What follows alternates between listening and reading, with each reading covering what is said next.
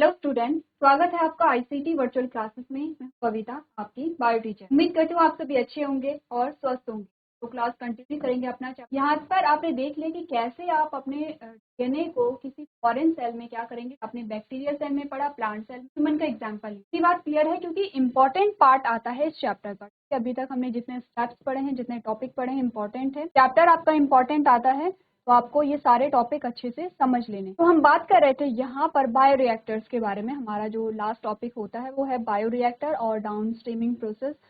तो मान के चलेंगे कि आपका जो चैप्टर है वो आज कंप्लीट हो जाएगा। चलिए, इससे पहले हमने ये बात की थी कि आपने बात की थी इनडायरेक्ट ट्रांसफर के अपने बारे में या वेक्टर के बारे में। हमने कहा वेक्टर लेस ट्रांसफर में क्या देख रहे थे हम लोग। हमने कहा कि उसमें इलेक्ट्रोपोरेशन होता है जिसमें इलेक्ट्रिक शॉक दिया जाता है, ठीक है, जिससे कि क्या होता है, जो सेल है सेल में पोर्स हो जाते हैं और उससे क्या होता है, डीएनए अंदर चला जाता है। कॉम्पिटेंस एंड ट्रांसफॉर्मेशन में हमने क्या कहा कि यहाँ पर हमने कैल्शियम के और वहाँ पर ग्रेड कर दिया। कैल्शियम होगा तो कैल्शियम प्लस वहाँ पर क्या होगा, डीएनए के फ्रेगमेंट होंगे। क्या किया जाता है, आइस से इसे ट्रीट किया जाता है, आइस में रखा जाता है, हीट शॉक दिए जाते हैं जिससे कि फोर्स हो जाते हैं, आपका जो डीएनए वो अंदर चला जाता है। फिर से क्या होता है, आइस में इसे रखा जाता है। इस प्रकार से आपने बात की। सेकेंड हमने बात की है माइक्रो इंजेक्शन की। इंजेक्शन जीन ऑफ इंटरेस्ट अपने सेल में डाल दिया है। लास्ट आपने बायोलिस्टिक मेथड और जीन गन मेथड के बारे में कि आप शूट करेंगे सेल पर और क्या होगा, जो आपका जीन होगा, जो वहां पर आपका जीन ऑफ इंटरेस्ट होगा, वो सीधे कहाँ जाएगा, सेल के अंदर चला जाएगा। इतनी बात हम कर चुके थे। हमारा जो टॉपिक वो था यहाँ पर बायोरिएक्टर। अब देखिए, हमने अभी तक क्या बातें की हैं। पूरे चैप्टर में हमारा जो टॉपिक था वो ये था कि ये एक ऑर्गेनिज्म है, इसका जेनेटिक मटेरियल है, और ये दूसरा ऑर्गेनिज्म है, इसका जेनेटिक मटेरियल है। हमने कहा हमने इसका जेनेटिक मटेरियल इसमें पास कराना। ये हम पूरे रीजन हमने क्या बोला था, रीजन हमने मेनली आपको जो फॉल्टी जीन है उसे रिप्लेस करना हो, लेकिन हो सकता है कि आपको क्या करना होगा, प्रोडक्ट बनाना हो। जैसे कि लिया था इंसुलिन का जीन। अब आपको इंसुलिन के जीन की बहुत सारी कॉपी बनानी, तो आपको क्या कल्चर कराना पड़ेगा। आपने यहाँ पर अपना जो फॉरेन डीएनए है वो सेल में डाल दिया है।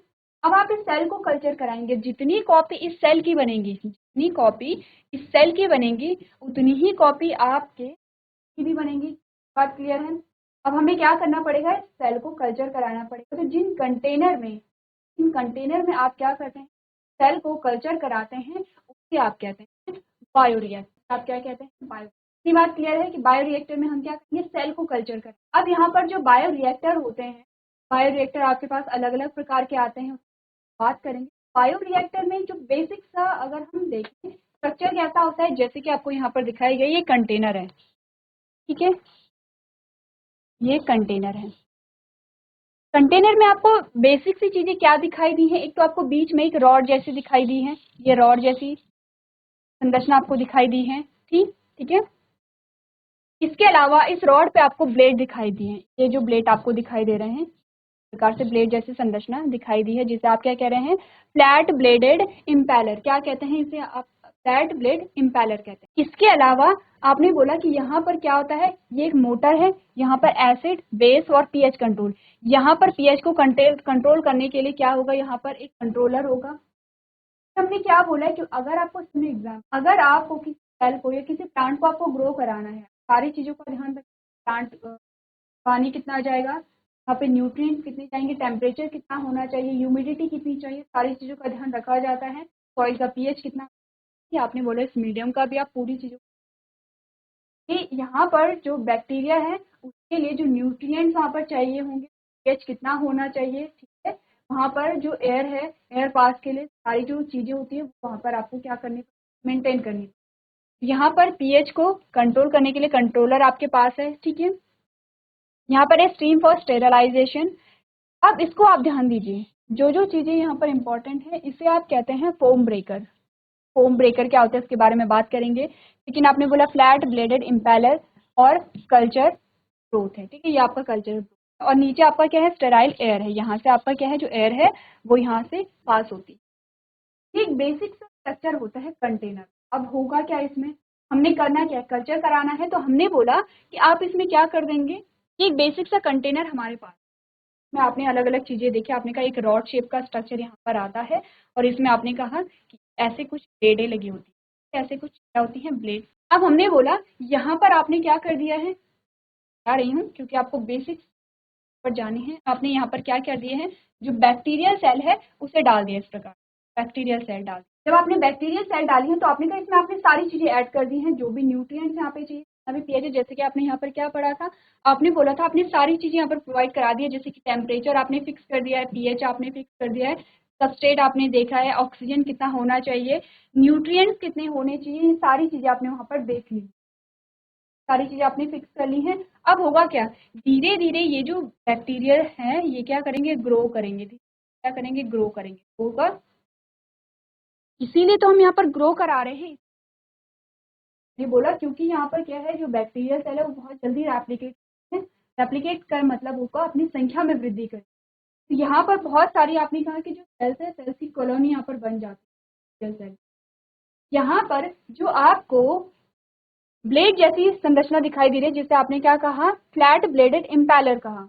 अब वो यहाँ पर क्या करेंगे, आपने कहा क्योंकि यहाँ पर सेल्स का नंबर बढ़ रहा है, यहाँ पर क्या हो रहा है, सेल्स का नंबर बढ़ रहा है, तो आपने कहा जो सेल्स है वो एक जगह पे इकट्ठा ना हो, इसके लिए ये क्या होता है, रोटेट होता रहता है, ये रोटेट करता रहेगा। जब रोटेट करेगा तो ये जो सेल्स हैं ये पूरे कंटेनर में फैल जाएंगे, कंटेनर में फैल जाएंगे। अगर एक जगह पे इकट्ठा होंगे तो आपने कहा क्योंकि ये टॉक्सिन भी यहाँ पे रिलीज करेंगे, जब टॉक्सिन रिलीज करेंगे तो क्या होगा, इन्हीं पर क्या होगा, नेगेटिव इम्पैक्ट पड़ेगा। तो यहाँ पर क्या हो, जो सेल्स है वो अच्छे से ग्रो हो, और अच्छे से ग्रो हो तो पूरे कंटेनर में इक्वली क्या रहे, ये डिस्ट्रीब्यूटेड रहे। इसके लिए क्या होता है, जो यहाँ पर फ्लैट ब्लेडेड इम्पैलर होंगे, जो ब्लेड जैसी संरचना दिखाई दे रही है, ये घूमती रहती है कि चाहे वो टॉक्सिन हो एक जगह पे इकट्ठा की बात करें। अब ऊपर हमारा जो फोम ब्रेकर आता है, इसका फंक्शन क्या होगा, क्योंकि यहाँ पर जो आपका मीडियम है, जो मटेरियल है वो क्या कंटिन्यूसली घूम रहा है, फोम बनेगा यहाँ पर, तो फोम यहाँ पर क्या हो, फोम को ब्रेक करने के लिए आपका फोम ब्रेकर आता है। बेसिक सा क्या है। अब हम बात करेंगे यहाँ पर बायो रिएक्टर में जो हम कल्चर कराते हैं, दो प्रकार से कराते हैं, एक होता है बैच फर्मेंटेशन और एक होता है कंटिन्यूअस फर्मेंटेशन। बैच फर्मेंटेशन में हम करते हैं क्या, हमने क्या किया, देखिए आपने एक कंटेनर लिया,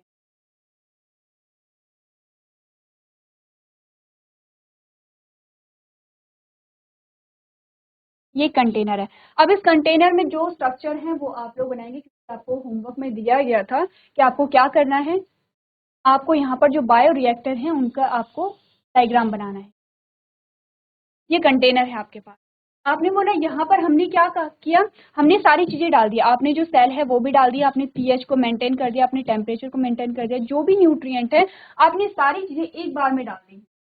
तो हमने कहा था कि जो बीज फर्मेंटेशन प्रोसेस होता है, हमने सारे इंग्रेडिएंट डाल दिए जो भी हमारी सेल को ग्रो करने के लिए, हमारी सेल को करने के लिए इम्पोर्टेंट है, हमने सारे इंग्रेडिएंट एक बार में डाल दिए। अब होगा क्या, यहाँ पर जो बैक्टीरियल सेल थी इस प्रकार से, ये बैक्टीरियल सेल है, ये बैक्टीरियल सेल क्या करेंगे, जो न्यूट्रिएंट्स हैं या जो है उन पे क्या करेंगे, फीड करेंगे, खाएंगे, खाएंगे तो क्या होगा, ग्रो करेंगे, ये क्या करेंगे, ग्रो करेंगे। अब आपने बोला जो ग्रोथ रेट होगा इनका वो बढ़ता चला जाएगा, ग्रोथ रेट समझते हैं आप लोग, आपने बोला जैसे आपने फॉर एग्जांपल जैसे आपने बोला कि इस बायो रिएक्टर में पर मिनट कितने बैक्टीरिया ग्रो हो रहे हैं, बोला फॉर एग्जांपल यहाँ पे 2 बैक्टीरिया थे, तो पहले 2 मिनट में यहाँ पर बैक्टीरिया ग्रो हुए, हमने कहा 2, तो हमारे पास टोटल कितने बैक्टीरिया आ गए हैं, 4 बैक्टीरिया। फिर हमने बोला अगला जो मिनट था, अगले जो 2 मिनट थे उसमें हमारे पास 4 से कितने बैक्टीरिया बने, 8 बैक्टीरिया बने हैं, तो यहाँ पर कितने नए ऐड हुए हैं, आपने कहा यहाँ पे 4 ऐड हुए हैं, यहाँ पे 2 ऐड हुए हैं। फिर हमने बोला नेक्स्ट जो 2 मिनट थे, ये 2 मिनट तो ज़्यादा टाइम होगा, हमने अब टाइम कितना भी ले सकते, या पर मिनट कहिए या पर 2 मिनट कहिए, हमने बोला उसके बाद जो हमारे पास नेक्स्ट टाइम आया तो 8 बैक्टीरिया से हमारे पास 16 बैक्टीरिया हुए, यानी कि न्यू बैक्टीरिया जो थे वो 8 थे। तो ये आपका क्या है, ग्रोथ रेट है, ये क्या है, ग्रोथ रेट। ऐसे ही जो बैक्टीरिया हैं वो क्या करेंगे, बढ़ते चले जाएंगे, अपनी संख्या में वृद्धि करते चले जाएंगे, ठीक है। और जैसे जैसे टाइम बीतेगा, जैसे जैसे टाइम आगे जाएगा वैसे वैसे ग्रोथ रेट बढ़ता चला जाएगा, पहले जो ग्रोथ रेट है वो बढ़ेगा, एकदम से बढ़ेगा।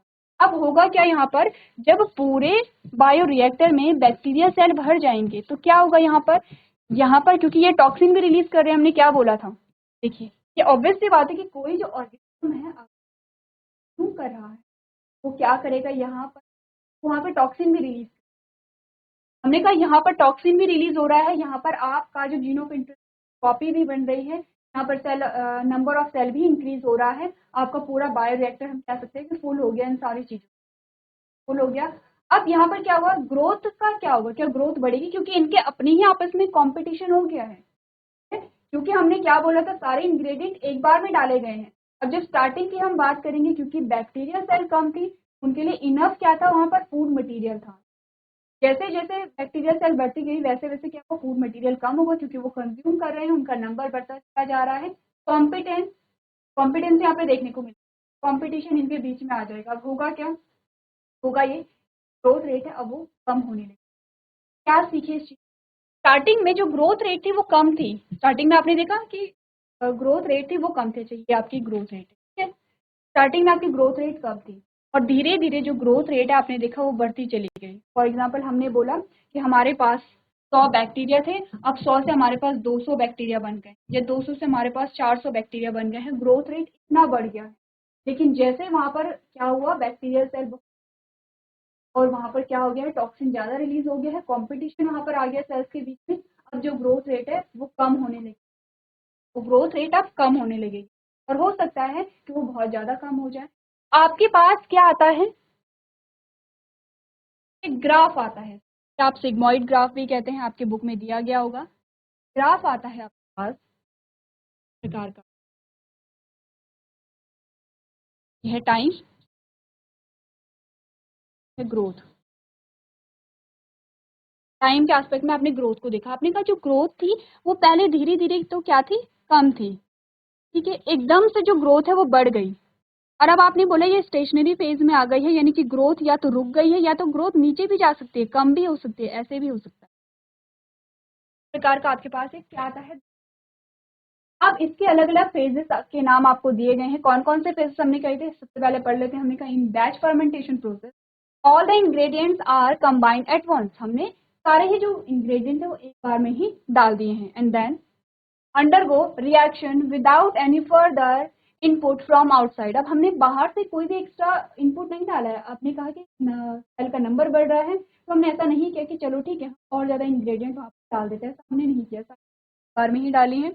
This type of fermentation goes through 3 phases, 3 phases आते हैं। लैग फेज, लैग फेज आपका ये है, मैं एल फेज से बता रही हूँ, लैग फेज को एल फेज से, लैग फेज है, लैग फेज में क्या होता है, जो ग्रोथ है वो बढ़ रही है लेकिन कम बढ़ रही है, बहुत कम यहाँ पर ग्रोथ है, क्योंकि तो जो सेल्स है वहाँ पर सेल्स भी कम है, वहाँ पर हमने बोला जो ग्रोथ रेट है वो बहुत कम है एल फेज में।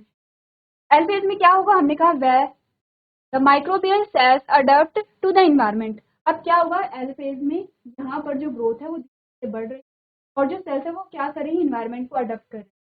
क्यों ग्रोथ कम है ये आप समझते हैं, क्योंकि हमने बोला कि सेल्स का नंबर कैसे इंक्रीज हो रहा है, सेल रेप्लिकेट कर रही है, एक सेल से दो, दो से चार, चार से आठ सेल बन रही है, तो हमने कहा हमारे पास अगर 2 सेल हैं 2 से 4 सेल ही बनेंगे, और अगर आपके पास 50 सेल है तो 50 से आपके पास 100 सेल बन जाएंगे। सेल का नंबर कम है इसलिए ग्रोथ रेट भी कम है।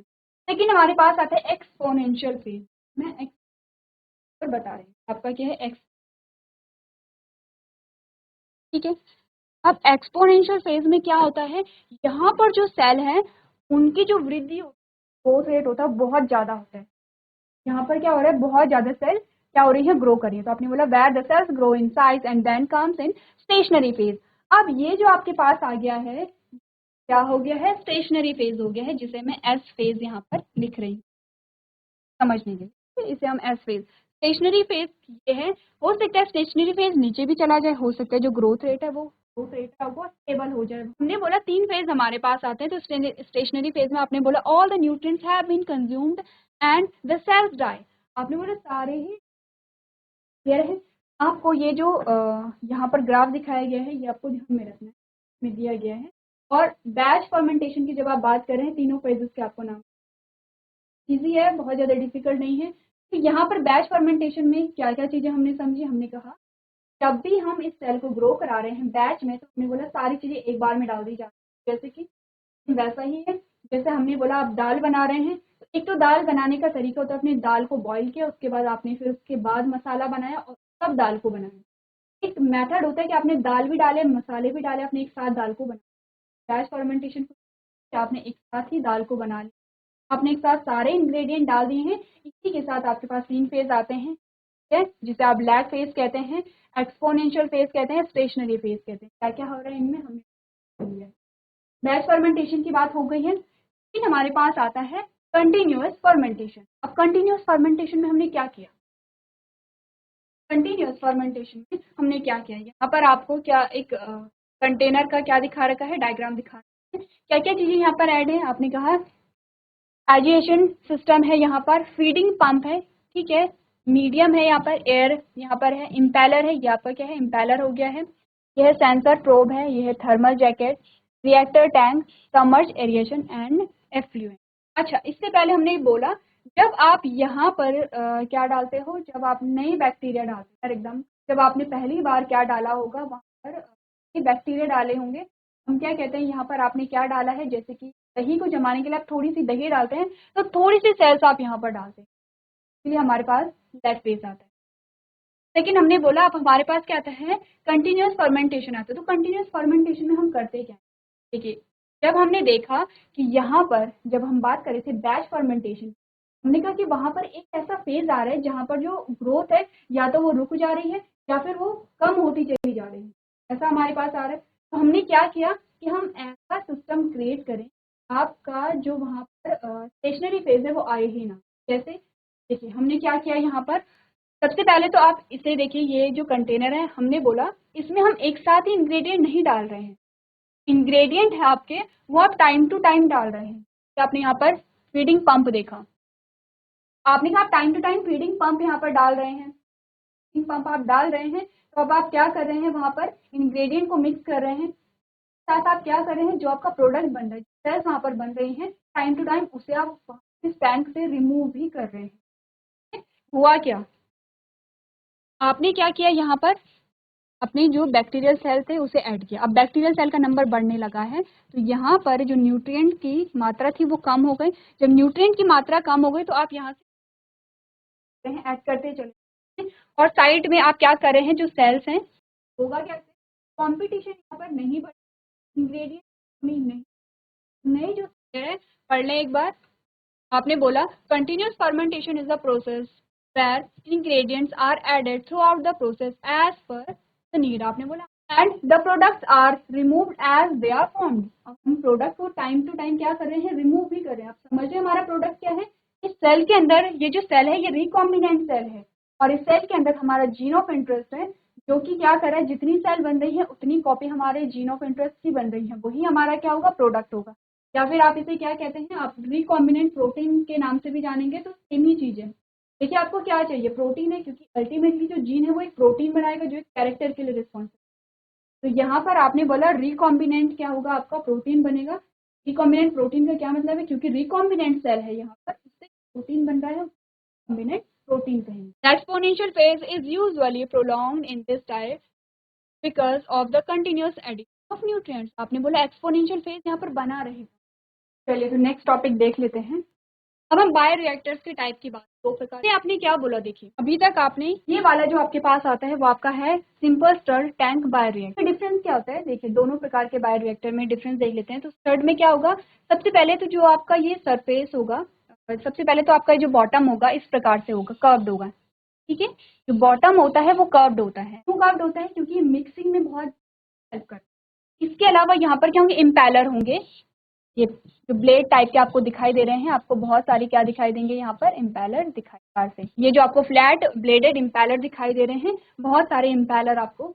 सेकेंड टाइप का जो आपके पास आता है वो आपका ये होता है जिसमें आप स्पर्ज टैंक बायोरिएक्टर कहते हैं। क्या कहेंगे, स्पर्ज टैंक बायोरिएक्टर। इसमें होता क्या है, जो इसका बॉटम है ये एकदम इस प्रकार से होता है, फ्लैट होता है, कर्व्ड नहीं। लेकिन इसमें आप देख रहे हैं कि एक रॉड है और उसमें आपको सिर्फ ये चीज दिखाई दे रही है जो क्या करेगी, यहाँ पर रोटेशन के आपको बहुत सारे यहाँ नहीं दिखते, पहले बहुत सारे ब्लेड आपको यहाँ पर नहीं दिखते। हमने बोला यहाँ पर क्या होता है, यहाँ पर क्या होता है, जो नीचे से आपको क्या जाती है, एयर प्रोवाइड, जैसे नीचे से और हाई प्रेशर से कराई जाती है। जैसे ही जो एयर है वो हाई प्रेशर से अंदर जाएगी तो यहाँ पर जो मटीरियल होगा या जो मीडियम होगा वो खुद ब खुद वहाँ पर रोटेट कर रहती बात।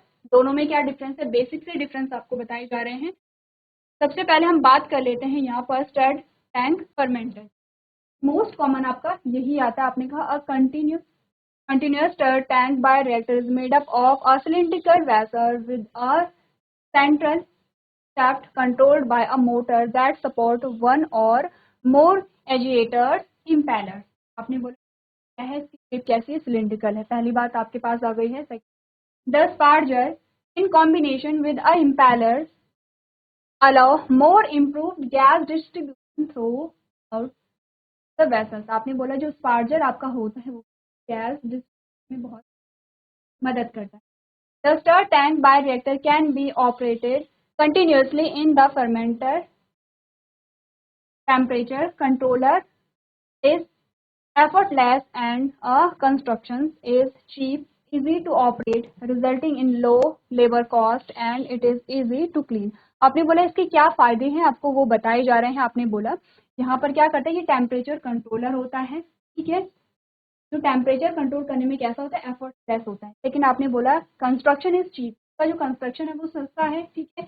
इजी टू ऑपरेट, ऑपरेट करने में कैसा है, इजी होता है।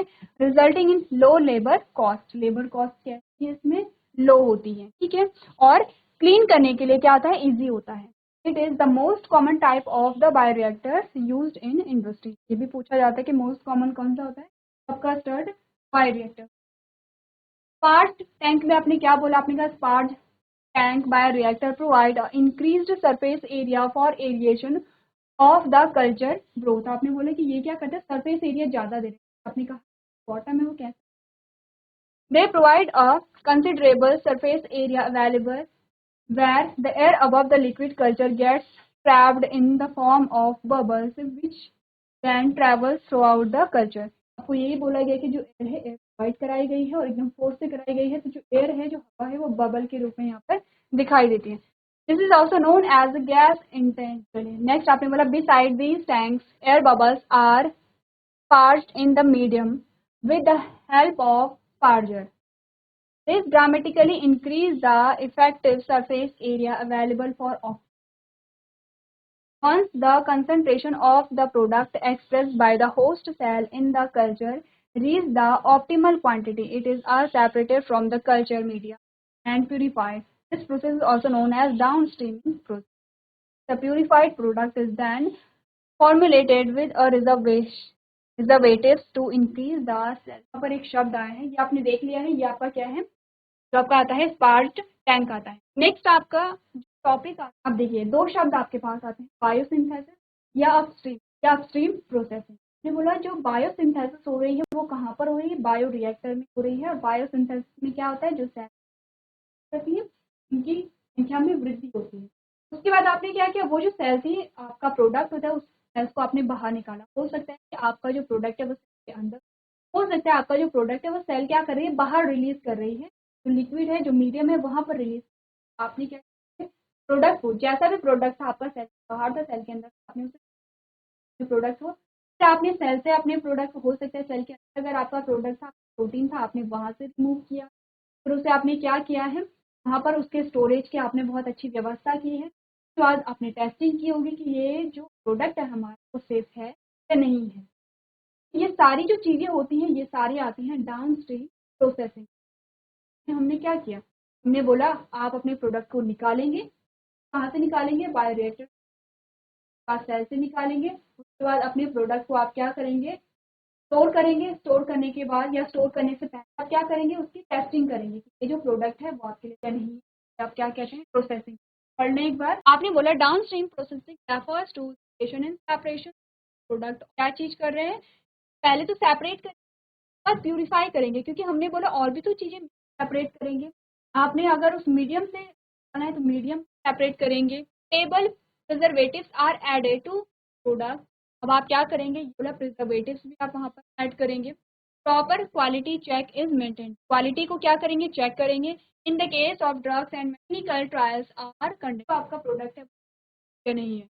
Pure homogenous products are obtain which are free other molecules. क्या कहते हैं, प्योर उसे पर ऑब्टेन करेंगे। After all this desired quality product are obtain and release into the market for public use. हमने बोला कि इतना सब करने के बाद आज हम क्या करते हैं, पब्लिक में अपना जो प्रोडक्ट होगा, मार्केट में जो अपना प्रोडक्ट होगा उसे रिलीज करें। क्या क्या स्टेप्स हमने देखे, रिमूवल ऑफ इनसॉल्युबल, आपने क्या किया, obtaining particulate free liquid using a filtration, configuration, sedimentation and precipitation. ये सारी चीजें आप यहाँ पर देखिए। यहाँ पर आपको पढ़ना है फिल्ट्रेशन में आप क्या कर रहे हैं, सेंट्रीफ्यूगेशन में आप क्या कर रहे हैं, सेडिमेंट और प्रेसिपिटेशन में क्या कर रहे हैं। जब हम इस चैप्टर के क्वेश्चन आंसर करेंगे, मैं चारों शब्दों का मतलब आपसे पूछूंगी, आप लोग इसे पढ़ करके आएंगे।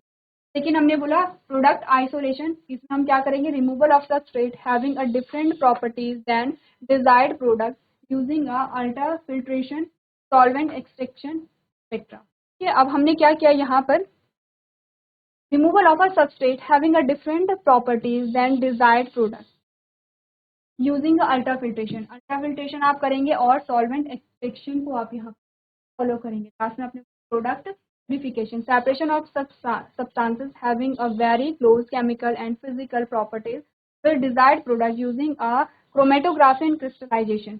अब आप प्रोडक्ट प्यूरिफिकेशन में क्रोमेटोग्राफी और क्रिस्टलाइजेशन को करेंगे। लास्ट हमारा आता है प्रोडक्ट पॉलिशिंग, जिसमें आप पैकेजिंग करते हैं। अब यह वर्ड्स में आप लोग घर से पढ़ के लेके आएंगे। नेक्स्ट जो हमारा लेक्चर होगा, इन 4 पॉइंट्स से पहले आप लोग एक बार सेशन में